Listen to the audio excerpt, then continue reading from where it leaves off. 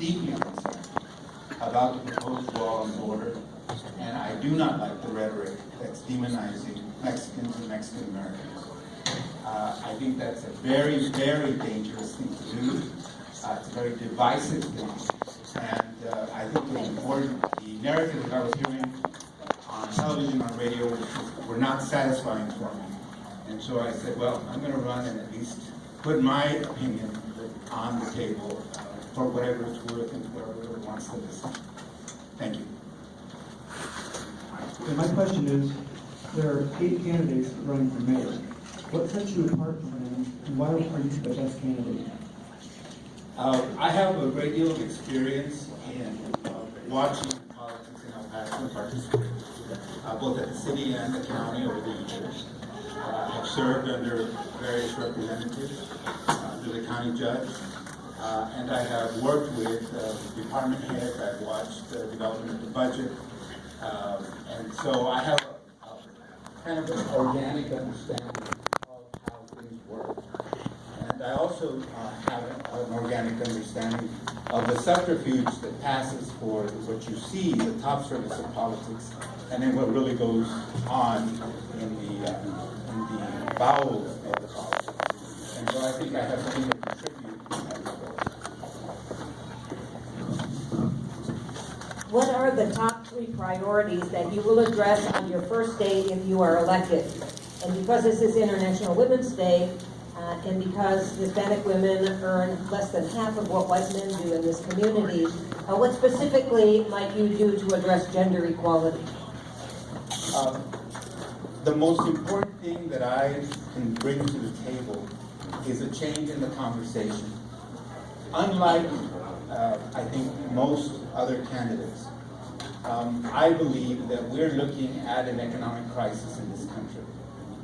The decisions that are being made today, $1 trillion for infrastructure, 38 to $40 billion for a wall, tariffs on imports from Mexico, you name it. All of those things that are coming out of Washington today are going to impact this community directly. All of the rhetoric that's coming out about migrants, if you look at the impact of the migrant community, in terms of total number, total dollar impact, they're minuscule, insignificant. And yet we have elevated them to the enemy because we want to do other things like increase a military budget that's already $600 billion by $54 billion more. Those are the kinds of incongruence, the cognitive dissonance that we're asked to survive in and live in. And we have to change the conversation. So that's actually number 1 priority. Secondly, we... Okay. You know, I'm going to let you follow up on this because you brought forth a lot of national policies that are going to affect us directly. So let's talk about that a little bit more. So you talked about this severe economic impact, but literally locally, what can you do to react to that? Like what do you as a mayor have influence into that? Like what specifics could you do to alter the economic downturn as you see it coming? Not much. But there are areas that we can take control at the local level. For example, we deposit your tax dollars to Wells Fargo. Wells Fargo is notoriously corrupt. They were caught with a ship in the Yucatan Peninsula with I don't know how many tons of cocaine and laundering money. That's where we deposit your money. They also don't do a whole lot of lending at the local level. If we want to stimulate the local economy, we need to put those dollars where they might make a difference. And they will make a difference in the credit unions. They will make a difference in the locally owned banks. If you put the dollars there, those dollars can reach the entrepreneurs, the business people of this community.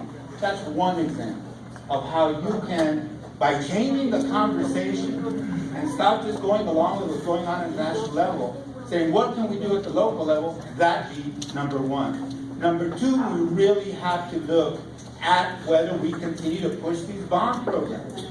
Of course we want this and we want that, and other people want all sorts of things. The question is, can we continue to follow the national lead of piling on debt? And I believe we cannot.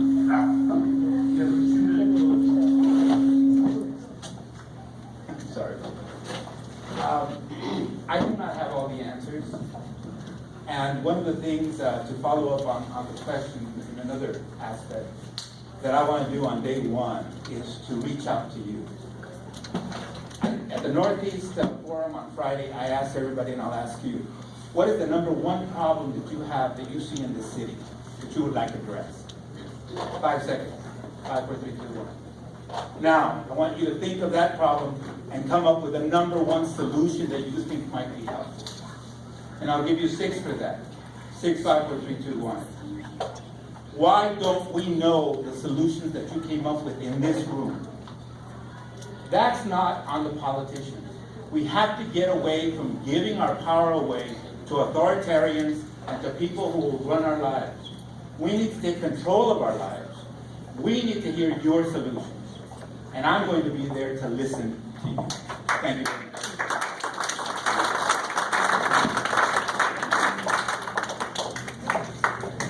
Thank you, Mr. Perez.